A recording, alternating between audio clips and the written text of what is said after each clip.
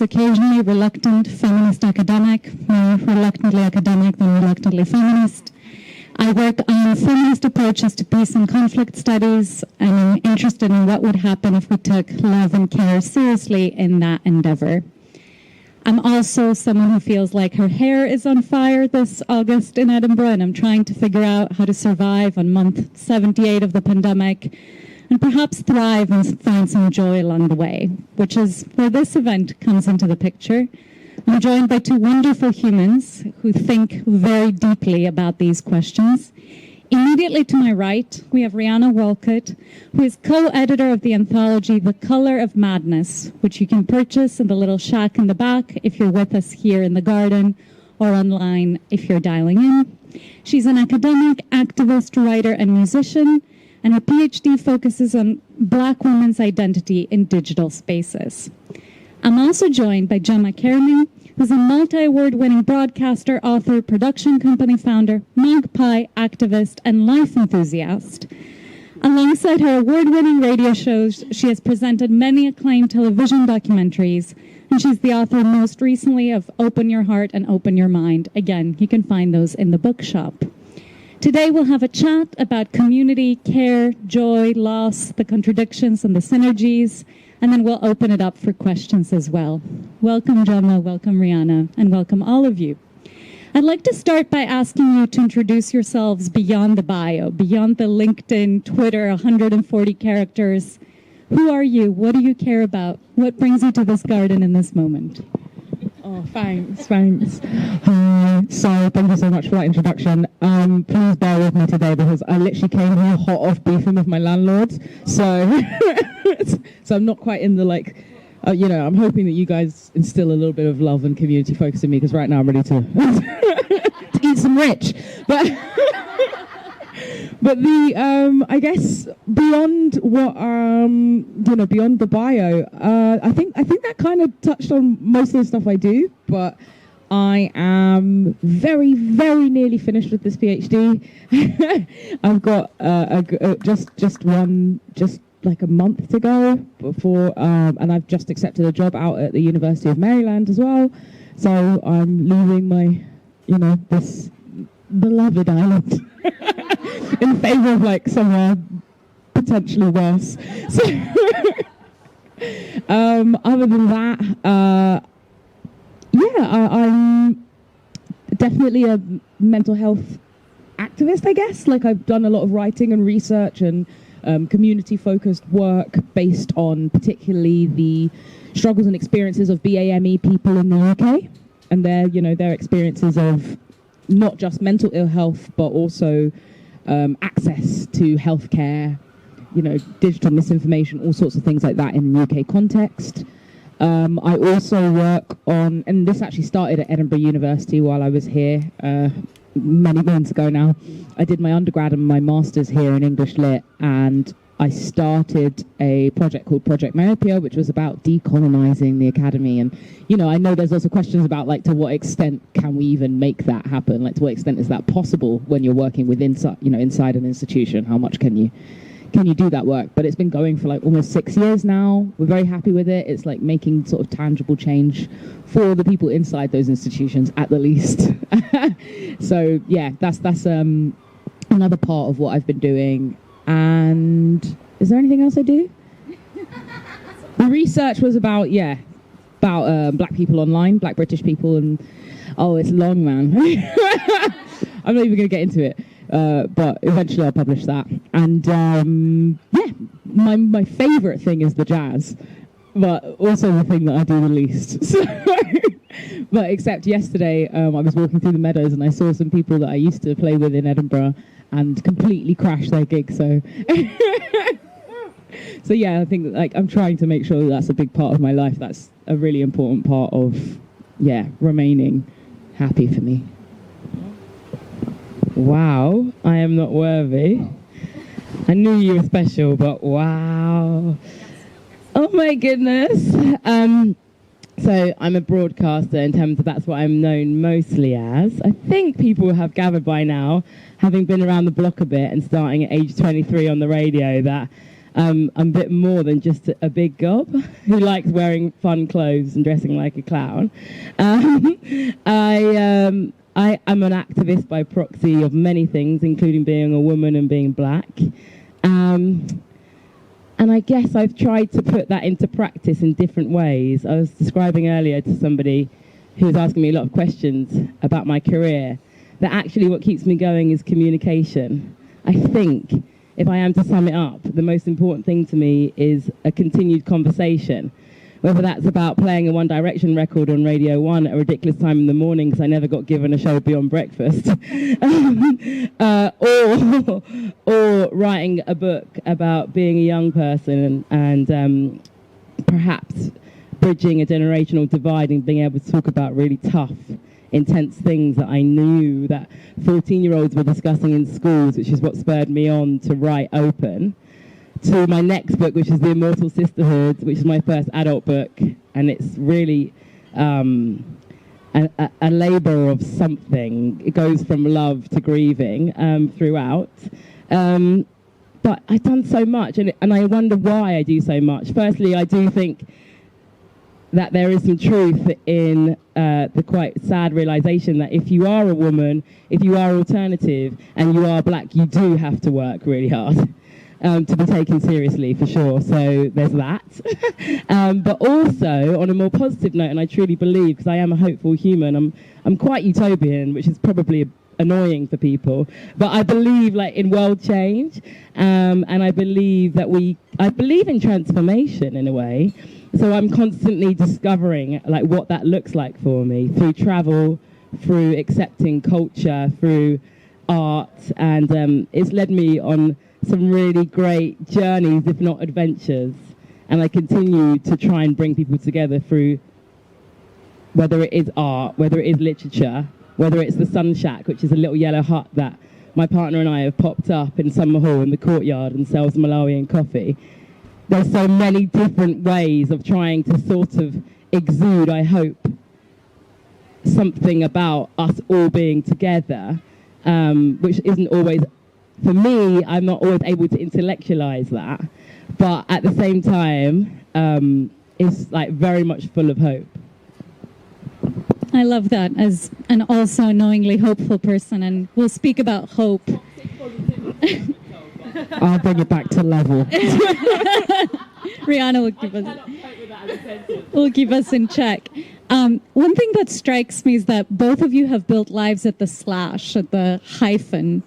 And I was thinking, as an immigrant, I'm from Greece originally, and my family, when I decided to pursue a PhD, would all say, but you're the wrong kind of doctor, because as a Greek immigrant, you should be a medical doctor or a lawyer and send money back to your family. And when you have the kind of life where it takes more than a minute to say what you do and what you care about, when you need to take the roundabout path, it is difficult to sum up your life story, but it's also enlivening to not be able to sum up what you care about. How do you navigate these multiple identities? It took both of you several minutes to tell us, here's what I do in the world. How do you navigate the expectations attached to that, but also how you relate to your own life stories? I think I ended up picking up everything I do as I went along. And I think, yes, I love the way you put that, living at the slash, at the hyphen, because I think so much of what I've done has been directly related to I didn't like this experience of the world. Maybe I can't undo what happened to me, but maybe I can make it a little bit better for the next me that comes along. And I think also, again, what you said about, that truism of twice as hard for half as much. I think I kept adding things because while I was here and then I was thinking about going into academia, thinking about doing a PhD, my supervisor at the time, who's the best, she told me that she wouldn't help with the application unless I came to her with a viable backup plan as well. And that's so right. That's exactly what you need to do if you're going into academia, because it's an absolute hellscape. So, if you want to be able to feed yourself. My PhD students are blushing in the audience. Oh, right, yeah. Well, it is. We all know it is. So, so I was okay. And then everything I said I wanted to do on the side as well was like, oh, maybe I could do journalism. Maybe I could be a pop star. It was all this stuff that was like equally as uncertain and difficult as academia. So, I just sort of picked up all of these things like as a result of who I was as well. So it was like, okay, I'm going to sort out the colour of madness because I'm mentally ill and I don't like how I and my family have moved through these like NHS institutions. And then it was, okay, the university kind of sucks. What can I do to improve that? Let's start Project Myopia. So like, the hyphenated identity has like directly informed everything I do. And then I guess I always thought that I should sort of stop something or other because I was getting too busy and overwhelmed and sad, and I just never did. So I just kept living all of these, like, I honestly think about all of the things I do, and I often try to make it seem like they're in conversation with one another, and sometimes I don't feel like they are. Like, why am I doing this and then this? But then I think in the end they do kind of end up speaking to each other, and the longer I've kept doing all of them, the more they've started to slot into place for me. So one of the next things that I'm hoping to do, actually I am going to touch wood on this before I say anything about it, but I'm hopefully going to write a book for Sage Publishing. It's a little academic book, it doesn't count. And it doesn't count because you don't make any money. But I'm ideally going to be writing about all of those different things that inform everything I do, and being able to bring them together in one place is like a really meaningful opportunity, because for so long I thought that I was just sort of doing a bit of this and a bit of that, but I think actually it does make sense in the same way that I make sense as a coherent person. So yeah, that's kind of how I got here, with the overly long bio. Yeah, so people are always asking me, like, oh, what do you do? What do you research? And they assume that my PhD's in something or other. And then I go, no, it's actually in, like, tech. And they're like, what the hell? So, I don't know. It's a constant flow, let's go with, of really leaning in. Like, I think sometimes I try to overthink how I articulate the fact that I'm drawn to so many things. But actually, I think I went to drama school many years ago. I went to the Brit School from 16 to 18. I studied theatre. And I think that was really rounding for me, and like, or grounding. I don't know if it grounded me at the time, but I think it definitely gave me this kind of sense that to question things, to appreciate art, liveness, and to have an imagination would probably, not only at the time, kind of like act as a salvation for me, because I was 16, travelling in an hour and a half every day to get to the Brit School, where I was around a mixed demographic of people from every walk of life, and having my imagination ignited daily, which was really important, having grown up in the suburbs in West Sussex, where I was the only me, And I think that continues, so therefore it puts me in different spaces, and I don't ever want that to stop. Like, I start to feel claustrophobic when it does. Like, I moved to Edinburgh a year and a half ago, and I love it. And I have adventures in my life. Like, I'm adventure-led. I've lived in different places. I moved out of London, and it was very extreme. Everybody was asking me why at dinner parties, and I was like, because I want to move out of London. Why is it so extreme? So I was part of a mass exodus that moved to the southeast coast and lived in Margate for 6 years, and now I live here, and I think I'll always kind of be like that. But whenever it starts to become, for me, and it's a personal journey, like a bit stagnant in like perhaps like one type of person or one kind of like capitalist movement, which we could call gentrification. It could be like a lack of multiculturalism. There's so many different ways of describing this feeling, which is an emotional feeling to me, is where I start to be like, okay, let's shake it up. And I feel like that about my career too, because the spaces, I've worked in fashion, I've worked in theatre, I've worked in radio, I've worked in TV, I've worked in festivals, I've had my own production company, I've like interviewed Grace Jones, I've done a lot. Like, all these things I'm super proud of and have been life-changing for me, but it's because of my imagination, really, I think. Yeah. And an appetite for life, right? This is what brings the two of you together. It seems you're both nourished by the exciting endeavors. And one of the pillars that this event is anchored around is the theme of community. And you both spoke about being itinerant, geographically itinerant, but also emotionally itinerant, itinerant with your energies and with your passions. And I think community is paradoxically a word that makes a lot of people lonely, because we keep telling people, oh, you should find your people, or you should make sure to have community. But there's no really easy prescription for how to do that, particularly as an immigrant or as a person who moves around a lot, or as a person who's new to a place. So I was wondering if we could approach it through story. If the two of you could think about one of your communities, because again, community is not singular, right? You belong in several of them and you're part of several of them. And tell us, how did it establish? How did you enter it? How did you stumble upon it, perhaps through serendipity? How do you find community in your lives?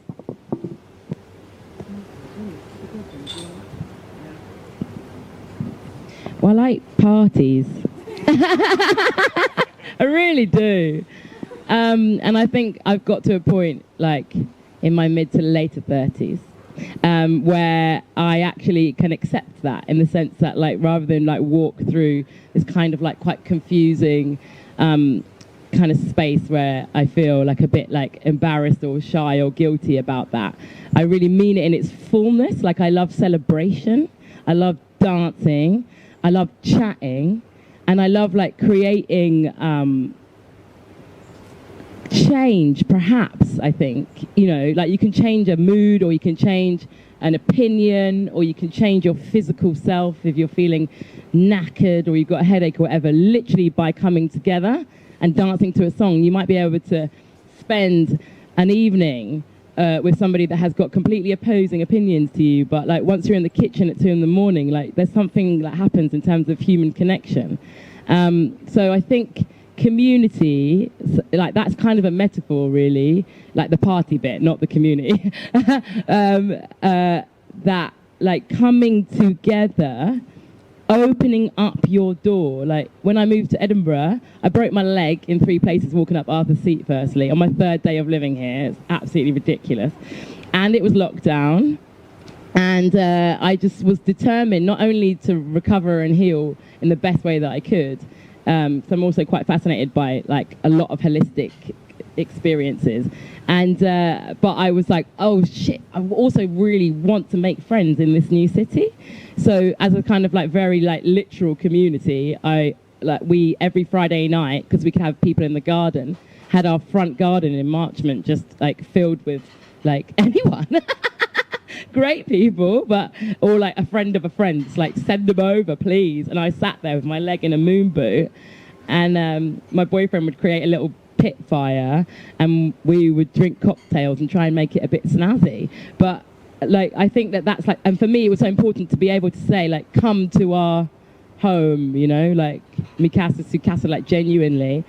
So I think, like, community in your house, via food, via cocktails, via fire, via even during, like, times of stillness and recovery, lockdown, broken leg, new city. Like, I really, really tried to, again, use my imagination. It's, like, rampant. It's annoying sometimes. But it's like, please, like, I feel like we can shape things together, even if, and actually living in Margate was really good for me for this, because I realised, oh my goodness, whether I liked it or not, I was part of a community, because it's really small. It's a seaside town that everybody talks about, and, like, Top Man put on a jumper and it's really trendy. But, like, I lived there and it's really small. Yeah.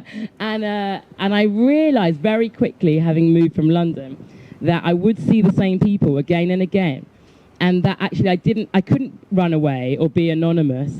I had to, like, meet the eyes of the same people again and again. Even if I was tired, I couldn't be bothered, or somebody had said something or done something that I didn't agree with. It's like, nah, like, this goes back to the old school. Like, I have to be courteous and polite, if not, like, offer out, like, you know, an actual, like, create a connection, create a friendship, create a particular relationship with that person or not.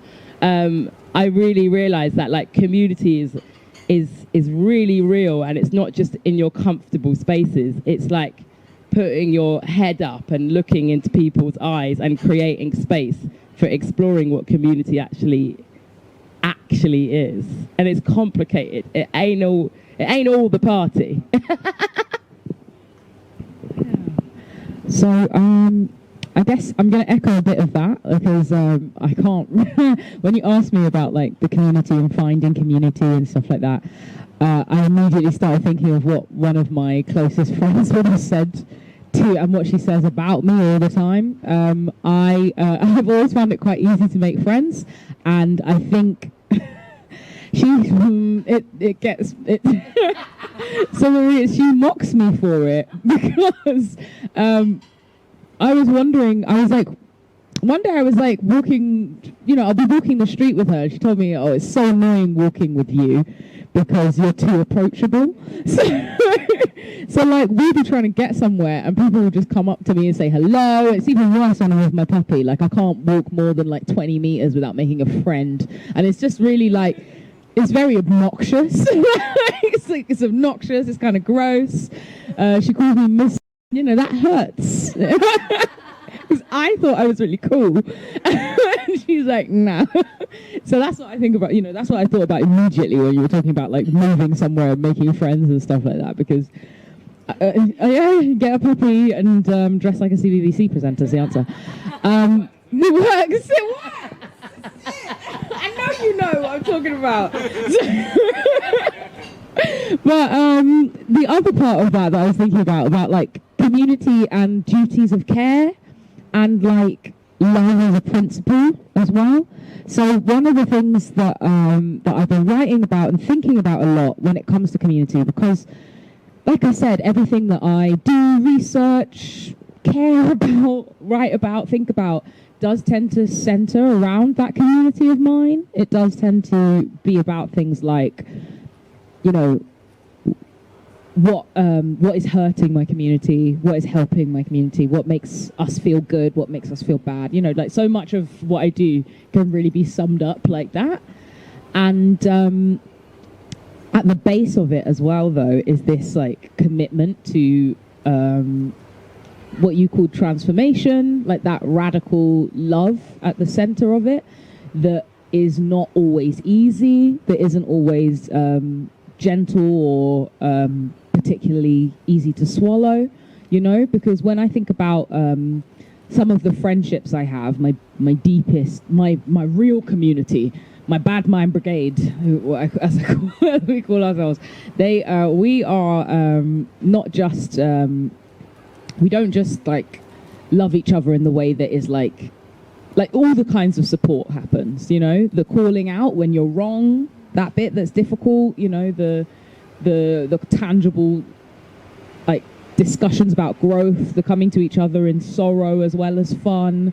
I think all of those things, sometimes when we think about community and we think about care, we're often, and this is a good thing, I love to think about joy. I think it's so important that we think about joy, particularly as marginalized people. We don't talk about joy enough. But I think that there's maybe something a little bit more meaningful and radical about talking about joy as like a subset of love, and like that love as being something that is not always joyous, but has that inside it too. So tell us more about that. Speaking of radical love, what is radical love and how is it different from love without an adjective? What makes radical love radical? So I think it's the focus on transformation, the focus on growth, even when it's difficult, that sort of real critical aspect to it as well, where you focus on like the people that you actually have in front of you, as opposed to, and the world that you have in front of you, whilst also being able to keep an eye on the dreaming that you want, that is possible for you. Like I think, okay, I'm actually just gonna like go straight to the acknowledgement that I wrote for my friends, because I think it's the perfect example of what I mean by radical love. So I wrote it for to the Genderqueer Special Crimes Unit, which is our group, my queer council. to Jess Bruff, Jade Bentel, and Paula Akpan. You mean more to me than I can contain here, but I will try. Just being in community with you is a balm, an honor. You clear my vision and allow me to believe in the possibility of a better world. So it's this idea that it's not just like, it's the idea that we're working together towards something better, something transformative for all of us, and that we're thinking about every version of us along the way, and what that looks like for all of us. Yeah, so the bell hooks idea of love as an action, not just as a feeling. And Gemma, you have both spoken today and on other occasions about radical hope. You are an insistently positive person, and you have a really beautiful... My boyfriend's there like, no way. Well, the nice thing about sunny people is we have to be cloudy somewhere. It's usually in our homes. So you're an insistently positive person. You distinguish that in action from toxic positivity. You're not a smile, be happy person. I'm just not down with it. I need to unpack what I don't like about. I mean, I know in a base way why I'm into the idea of toxic positivity, but I don't have the energy or the brain space to really unpick it, except for the fact that it's just not for me. Because I really believe it actually takes work to inhabit positive feelings, emotions, and action. It takes energy. It takes time.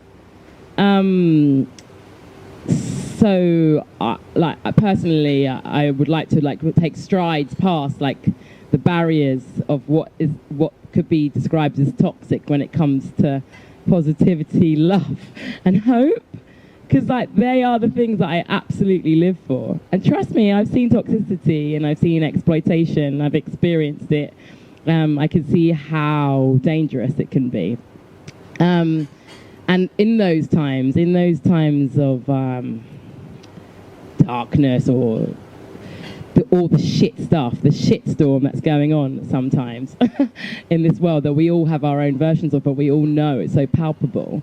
I think to concoct almost alchemy or some kind of non-Western intellectualized, and you two are academics and I am in awe of academics, don't get me wrong. Wow.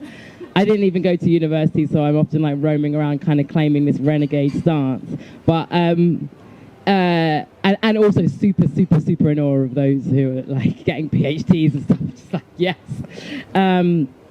But at the same time, it's sometimes I think we really love to chin stroke. And having travelled a lot, you go to some places, particularly on the continent of the motherland, which is a place that I cherish, and I when you go to certain places, there's just not this Western capitalist way of packaging up some of these feelings, and for me that's very important. So care, hope. That's another reason why I always come back to music. So I do so many things, and I do start to intellectualize things, and I read and I write and I talk and I go through spaces, and I love bopping about New York City and going to late night jazz and being super cosmopolitan and all these things.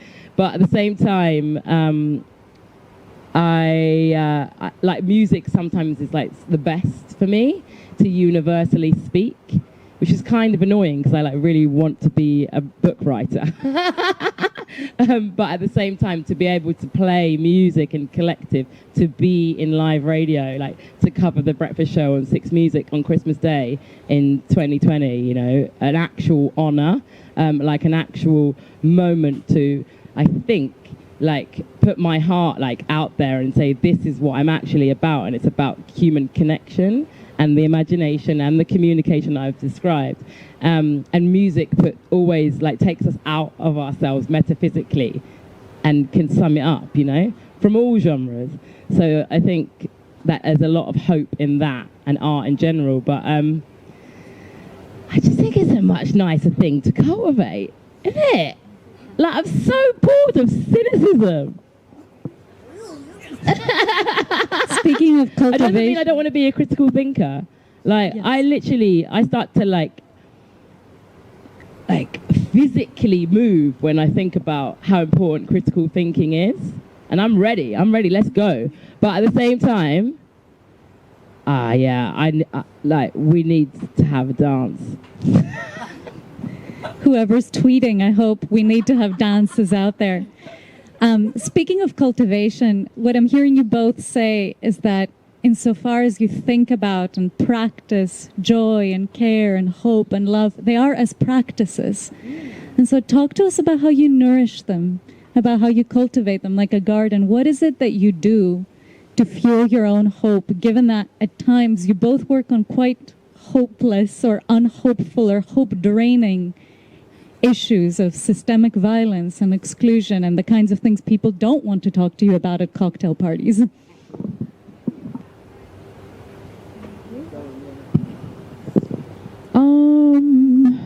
So like, how do I stay happy and hopeful and joyous whilst working in the sad stuff? Yeah, I think it's definitely, for me, they definitely go hand in hand. Like, I never am just looking at sad stuff. I'm always looking at the hope. So, okay, I think a really good example of this would be my research. So I look at Black British people's behaviours online in the UK, and I'm trying to like sort of, well, I guess I did it now. Yeah, I have, in that big book I wrote. I guess I wrote about how, the Black British digital public is like a distinct and separate one to African American publics and other Anglophone Black spaces, and like the way that we speak and what we speak about. And, even in doing that, where the conversation necessarily touches on stuff like, racism and and digital inequity and all that sort of stuff, the majority of the work was like ended up being really joyful just because it was so funny. Like, so much of it. Okay, so one chapter I wrote. Does anyone remember the whole like wash your legs thing on Twitter? Is that, yeah? Do we recall? What was that? Oh, okay, so basically, in summer 2019, a user tweeted saying, like, do you wash your legs when you take a shower, yes or no? And it was a poll, and 80% of people said yes, they do, and 20% of people said they did not.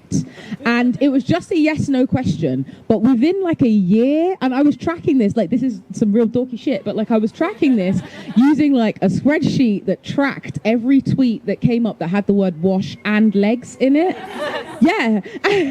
And then I wrote a paper about it. So, and like, I was writing about Love Island, and I was writing about all sorts of things that, hypergeticals, which is like the kind of circular Black Twitter conversations that people have, which is like, oh, if your mum comes round and your girl, who makes you the plate? All of these like really stupid sort of hypergeticals. So, I was writing for and about and, my people and having fun with it. And, some of it's not fun. Some of it's not nice stuff. It's not all incredibly flattering stuff. But like at the center of it was my joy in doing it. I didn't finish the story about wash your legs, which I think you deserve. So, so basically, even though this was just like a binary yes-no answer, within a year, this had taken on the discourse. So it took on like a really like racialized significance, where now, years after this has happened, it's now summer 2022, all you have to do, because of the way that Black Twitter in particular pounced on this discussion, now it has become like not washing your legs in the shower has become metonymic for being white. So now if you say people who don't wash their legs in the shower, that's like, and the thing about it is there's lots of, that everyone on Twitter knows that you're talking about white people. And that's really interesting because, and it's important because speaking, being on digital spaces and evading detection and surveillance is really important. It's survival politics, right? So, if you're on Twitter and you're talking about, there's all these amazing ways that people get around, like, and particularly activists and particularly marginalized people get around saying the quiet bit out loud. And this was like a really interesting way of this happening in real time. So like I wrote this whole chapter about this, and I'm so excited for whoever gets to read, for my examiner to read that and be like, what the hell is this girl talking about? Like, I really am looking forward to having that discussion in my defense. Like, because how am I going to keep a straight face? So that's the kind of joy stuff I'm talking about, like it's not. I'm available. sign me up, please. Yeah, if you want to help, like, please, I'm looking for Viva Prep, so. That's like particularly fascinating to me at this moment, because last night I watched a film that's just come out about Sinead O'Connor. It's called Compares to You, and it's premiering at the film festival next week. And it highlights a particular period in her life when she was being so radical, and they use the word a lot in the film, controversial. There was the point where she ripped up a picture of the Pope on SNL in the 90s. And that was not coded. And it's like the kind, and then the reaction of that is all documented in the film. It's definitely worth watching. Research it before you watch it, because it could potentially be quite triggering for some people, because there's a lot brought up in that film. But just as an experience of like using your activism and like feeling this need to like rip, roar, like quite literally, which quite often I actually do. I'm like, fuck this, I'm so angry about this. But to learn a way of laughing and still saying, I'm down. Because it's important. Yeah, definitely. I don't think you could do it if you weren't. I don't think you could do it if Yeah. you weren't laughing at the same time. Yeah, and that is true. Listening to music and being, roaming New York and the jazz clubs and stuff. Yeah. You tend to do soon as well. Yes. That's what you do. And actually adventure. Yeah. Adventure in every sense of the word. It literally can mean an adventure of an afternoon, I sea swim, I love to swim in the sea. I have a romantic relationship with the sea. And so there's lots of things, that like embedded into nature. Another thing that's brought me to Scotland to live, because it really provides that in a really elemental way, that you can go through all of the gamut. You can be melancholy and like dramatic, as well as really like supremely joyful on a beach and in the ICC. So that's another thing that I love to do, and it creates community too. I love that. And one thing I'm noticing about all of us actually is that we sometimes work in difficult sectors or difficult industries that we minimize. Notice that both Rihanna and I made self-deprecating jokes about being academics. And I sometimes wonder, why stay? What keeps us doing the work in places we make self-deprecating jokes about? And I have an answer to this, but luckily, the event's not about me. No, I'll tell you later. But I'm curious, why work in universities while believing academia is broken? Exactly. So more broadly to those in the room or in the garden who are not academics, I would argue nearly everything is broken in some way or another, or there's no purity. What keeps us showing up to broken places with hope, with persistence, with rage to improve them? What keeps you there? I think it's the being able to have access to more than just the broken place that does it. Like, I think if I was just in academia and not doing all the other things I do, then I'd be a wreck. You know what I mean? It's like, sure, I was at Edinburgh University and it was horrible and all this. Well, it wasn't all horrible, but there were loads of nasty things going on. But then I also had Lighthouse, So like, it's like the being able to have like grassroots community stuff and your community and find them at the same time as working. And also, like, I'm a real Robin Hood about it as well, because I think the most important thing about me having access, like institutional access at this point, is literally being able to rob this England and give it to the places that I think it deserves to go. So thank you so much. Thank you. I've gotten really good at getting funding. Really good at it. And I'll be like, well, I think if you want, as an organization, want to put your money where your mouth is, you absolutely need to pay all of these people to do X, Y, Z. I'm like, that's important. Like, because we can't just like, I know we're always talking about, it's the seat at the table versus building your own. But why can't I tear down the other one and you, like, it's just some of the, I don't know, I think it's just like more complicated than I know how to answer at this moment. And I think also there's people like that we have to do all of the things. I know my place, I know my lane. My lane is robbing ACR, robbing the government. That's my job. Yeah, you know, I know what my lane is. I know that I belong here. I've done all the things to belong here, and I'm doing my best to make that corner of here that I belong to better. There's also a completely valid other place that says we shouldn't be here at all, and I don't think that those two things are as much in conflict as it may originally sound. So I think there's definitely some conversation between the two, you know. Definitely. And Gemma, you alluded to the BBC being similar or entertaining. I mean, all really. institutions, they're unfortunately often held in places that have been around for a long time. Like the bricks are heavy, and the opportunities are sometimes very tempting as well, you know. Like, it's a really difficult one.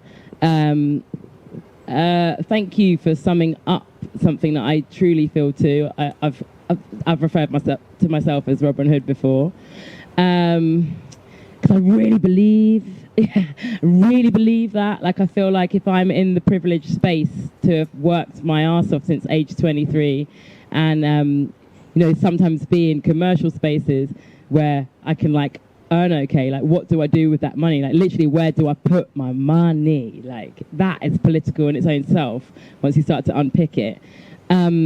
Firstly, as well, it's like getting in the space of believing that you deserve to do well. Then if you start to do well, then it's another interesting conversation with oneself and hopefully with other people that support that conversation. And Robin Hooding is it's a really nice way of summing up like how I feel about that in terms of creating opportunity. And it does mean platforming voices too. It's not just like capital. It's like it's this privilege in general. Like to as simple as like say to fight for little me, you know,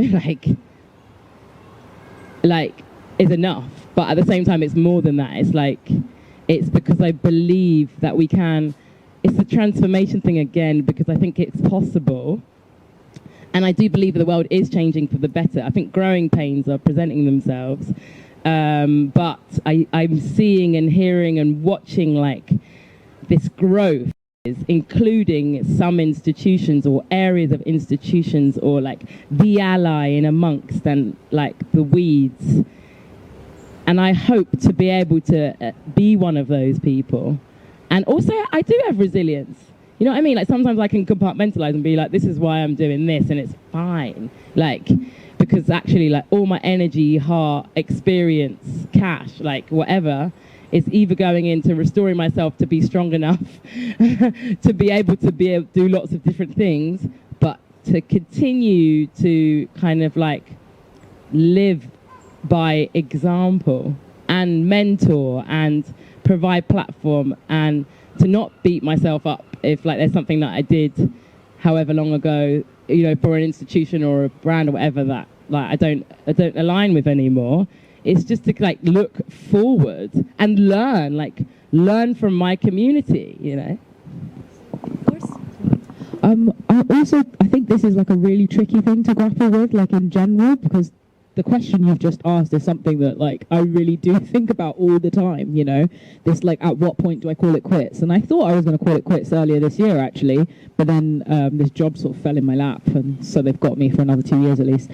But I guess one of the things I also am thinking about is the sort of duty to struggle and the nature of struggle, and like, does my life have to be a sacrifice to the... Do you know what I mean? Like, I think that there's so many marginalised people in general who do... Like, one of the things I'm writing about and thinking about right now is, like, labour indexes at universities. So I'm thinking about hidden labour and the fact that it disproportionately falls to women, people of colour, etc., etc., etc. Like, you know, you get sort of cis-het white men in the department who are able just to do their research and not have to do anything else, whereas I was the first and only black PhD student my department's ever had, and the only black member of staff. So the whole time I was there as a member, yeah, gross, right? The whole time I was there as a member of staff / student, the amount of like pastoral work I had to do for people who were looking for that visible, staff member of colour, etc. I'm not compensated for that. And that is time that is coming out of my work, right? And I wonder how much easier it was for, say, the cis-het white male in my department who's just like breezing through his PhD and not having to worry about all these other things that I'm thinking about. It's like, yeah. So, and it sounds like I'm complaining about that. I'm really not.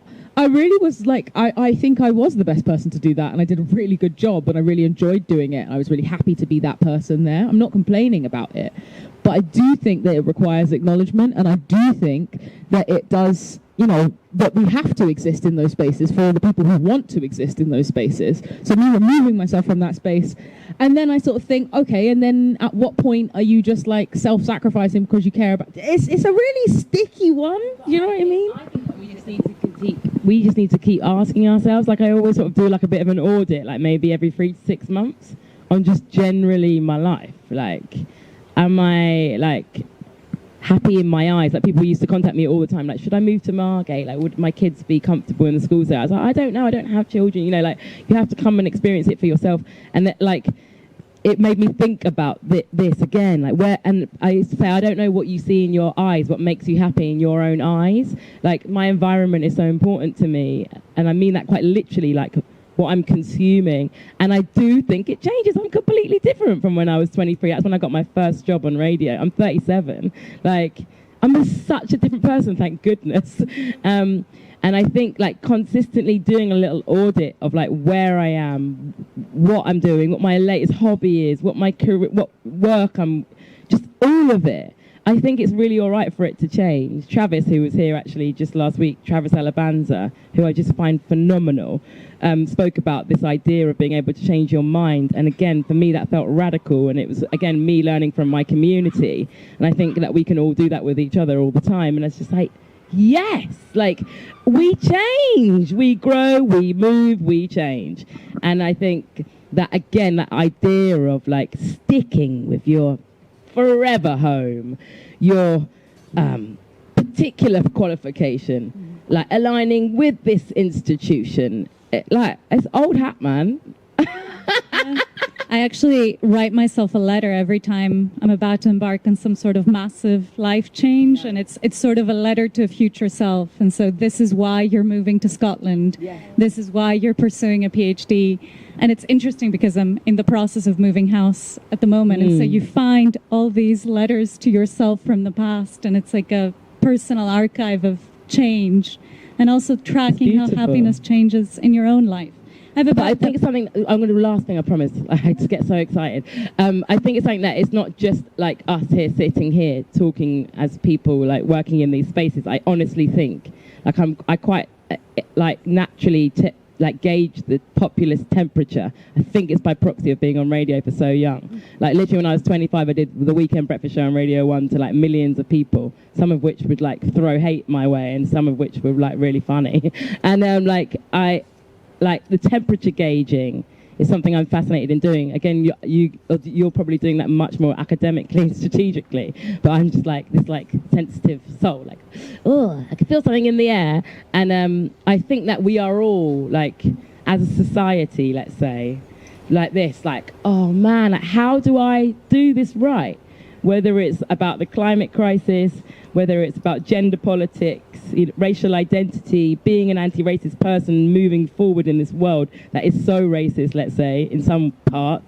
Like, how do we all do it with these beating hearts of ours? And I think it's a really, really good question for us all to like ask ourselves. It's a bit scary and it's a bit emotional, but it's a good one. Like, it helps like us all like collectively find like something that we are all yearning for. We don't have to do that alone. Like, I think we feel like we have to just like do this. No, like we're all here, like having this conversation. And it is like, do I still need to subscribe to that? Whatever it is, like whatever you're eating, whatever like, you're reading, is it still right for you in 2022? It's an interesting question. Rihanna's saying you didn't give us your answer, so I'll do that. But this is the 10-second cue to the audience that I'm about to turn to you for questions. Once an academic, you run everything like a tutorial. So you're like, I'm about to stare at you for questions. Please have them. What's my answer for why I stay within universities or the systems I work within. I think it helps to remember that this life is a gift, and I get to think with brilliant, kind, generous, vulnerable, sometimes hurtful, sometimes hurting young people. And there's something incredible about walking into a classroom and saying, I get to set the texts and we all get to talk about them. And we get to read poems and think about why the world is violent and why it doesn't have to be so. And so in the moments it's most frustrating for me, that's what keeps me going, as well as an awareness that we romanticize elsewheres. And so academics complain a lot. And a lot of those complaints are really valid and I contribute to them. But at the same time, my father was a coal miner, my mom was a phone operator, and I teach sometimes in what looks like a castle. And that feeling of this is a huge treat, and I get to be alive at a time with young people who are thinking otherwise. For me, there's nothing quite like it. On that note, what questions do you have for us? And I see Myri jogging towards us, which I think means there are questions from the internet, which gives you all 2 more minutes to think about yours. Hello. Hi. Oh no, I closed the question page. I know, silencer. Shauna said, what at the Fringe is bringing you joy? The Sun Shack. It actually is. Like, I produced a show here, which was like a kind of climate-based, just political, fun punk musical called Parakeet in 2019. I lived in Edinburgh for the month and I had a great time. But I was working on a show, and even though I'm in love with that show still, it was really intense. And now I'm like, oh my goodness, I'm in like this mini shack, which has art around me, nice vibes, and it like books. Like you dropped off a load of books earlier, and it's just so lovely. Again, the community creating. So like spaces within the Fringe are bringing me as much joy as the sheer tenacity of so many of the speakers and performers here in this city for August. I went to see Ruben K the other night. Has anyone seen Ruben K? Oh my God, put it into your phones right now. Ruben K's performance, and just a total professional talking about transformation, post-traumatic success, all via cabaret. And then has a show afterwards where they platform other performers in what they call the K-hole. I didn't go to the K-hole, but I went to the show.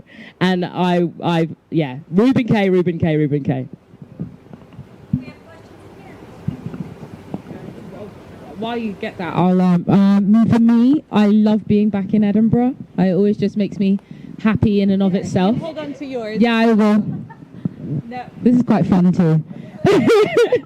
So I love being in Edinburgh anyway. It's nice. I mean, it's sunny up here. That's crazy.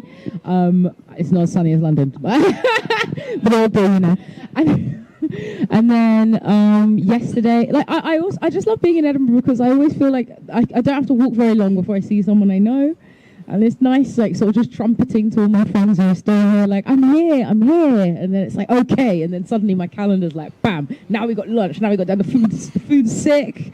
You tried those chips I just got; they're really good, isn't it? Yeah. I just like being here. It's nice, isn't it? Can you hear me okay? Okay. Just a bit louder, yeah. Something you both touched on was the importance of change, but I wanted to know, when you aren't in a place of immediate change, how do you approach spaces of liminality, where you aren't necessarily diving into a new project and you're in this menial area? What does that feel like for you, and how do you find passion in that? Yeah, that's what I'm at right now. Because I handed in my thesis on June the 30th. My vibe was on September the 19th. In between then, I had no job. I had to leave my beautiful flat last week and move in with my mother. And then, but like there's like this, in a month he'll be leaving the country kind of. Yeah, it's weird, and I'm not very good at not having much to do. So I'm kind of figuring that out. But the way that I'm thinking about it is I'm thinking about it as, so a friend of mine who runs this magazine called Onyx Magazine, Theophina Gabriel, coined this term, the fallow year. I don't know if and I just thought, what a beautiful way to think about the liminal space. The fact that this isn't just, that like the rest isn't as a matter of unproductivity, the rest is a choice. That like that sort of liminal space, the busyness comes, like we know it will. And, like there's really something in figuring out how to lie in again, figuring out how to like walk slower, how to like change up your rhythms again. And I'm really enjoying that, and I'm thinking about it as a time to sort of nurture some stuff that I had been depriving. I'm doing things like I'm taking better care of myself, I'm swimming again, that kind of thing, like, and thinking of that as also a really productive and valuable thing for me to do with my time, just because I'm not, staying up until 3 a.m. typing feverishly. That's not the only kind of that's the bad kind of productivity even. So, it's not the only kind. It's not, and I think like learning to value other kinds of things that are also productive and also nurture you, and, because you do feel better after you've had a period of time to be joyous, don't you? Like it does make you work better. And I think it's a trap that we would like sort of, trick ourselves into thinking that it doesn't, that it's a waste of time. And I'm trying to use this liminal period to teach myself that it's not, I'm ready for a sabbatical. I very much have had time to think about what that liminal space looks like for me. And I think it was unfortunately a product of burnout and grief.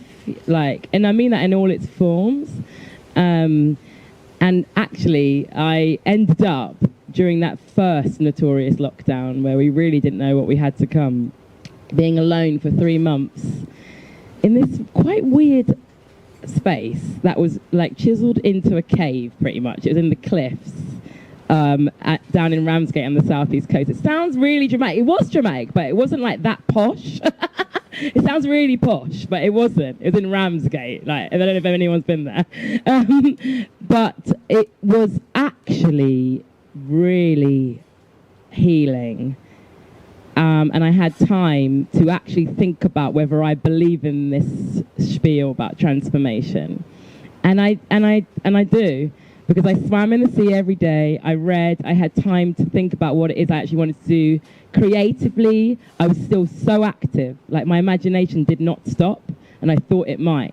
So, for example, I got so many shows cancelled that I was supposed to do at the BBC, whilst like scrolling on Twitter and seeing how all of the machinery and the broadcast equipment was being delivered to like most of my peers who don't necessarily look like me, to be able to broadcast from home, whereas I got my work actually cancelled because I'm not on a permanent contract, let's say, in brief. And I felt like really mad, and I was like, actually, like the inner me, like this in this liminal space, like wants to connect right now during a pandemic, because I really believe like we should be listening to music together and experiencing this together in some ways. So I just started my own independent radio show, and like I just did it. Like we did 20 shows called Night Waves, and it was the most freeing thing I've ever done. Like in what essentially was a nightclub, like underground, like behind screens of my producers. And like, so the creativity just didn't end. It just kept coming out of me. But I had long baths listening to full albums, like imagining that I was watching Gil Scott-Heron live, like whilst listening to a live album. And it was as transformative as any therapy that I've ever paid for. And sort of languished around in a kimono, and it was fucking brilliant. And actually, essentially, at the end of it, I fell in love as well, which was really cool and unexpected. And I think it's because I had those three... Well, I was hoping for it, because I'm a hopeful romantic, but I didn't know where that was going to come from. And literally, if you stare at the sea, like sometimes, like, amazing things happen. So do some of it. Liminal spaces are... I don't think there's a better note to close on. I've noticed, I've been speaking to my friends the past few months, and we all say, we just need to get to June or August or October, and we just need to get over the hump. And I've realized it's always going to be the hump. So we might as well just build a life at the hump with as much joy and care as we can muster. Thank you all for joining us. This is quite an informal event, so for those who are here, please hang out, ask more questions, chat, buy some books so that we can keep spaces like this going. Thanks to the Lighthouse team for working today, to Myri for bringing us together, and to Gemma and Rihanna for this fantastic conversation. See you all soon.